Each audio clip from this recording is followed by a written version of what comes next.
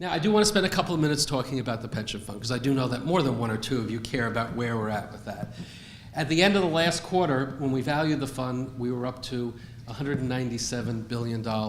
We continue to be the third largest public pension fund in the country.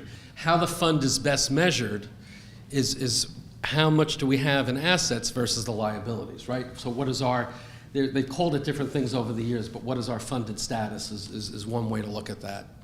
Well, the Pew Research Center did a ranking not that long ago, and the numbers always fluctuate year to year, and there's some lag in the reporting of the numbers. But in the last ranking by Pew, they ranked the 50 states based on how well funded they are. How much money do you have versus your liabilities? We came in number 3 out of 50 states, over 98% funded. So we were at about 155 billion when the recession hit and the markets tanked.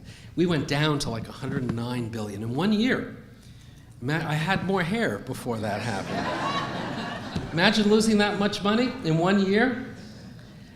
And here we are, not that many years later, 200 billion and paying out over 11 billion in benefits. I mean, that shows you the strength of the kind of pension system that we have. It's been the Comptroller that has stood up, whether it's been a Republican or a Democrat, and said, no, it's my job to make sure we fund the pension fund appropriately, and if legislature and governor, you're going to tell us to do it in a way that gives us less money but gives you more money to spend on your budgets, I'm going to stand up and say, no, the courts are going to back me up, and that's what's happened in New York State.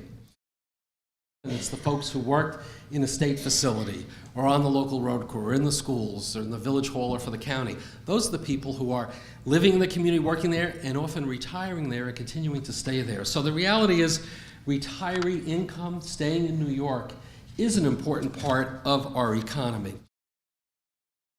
I continue to say, and I will always say it, there's no reason to retreat from our commitment to defined benefit pensions.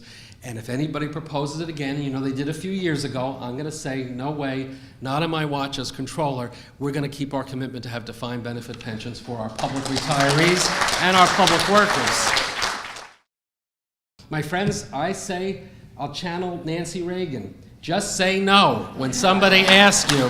Just say no to the Constitutional Convention.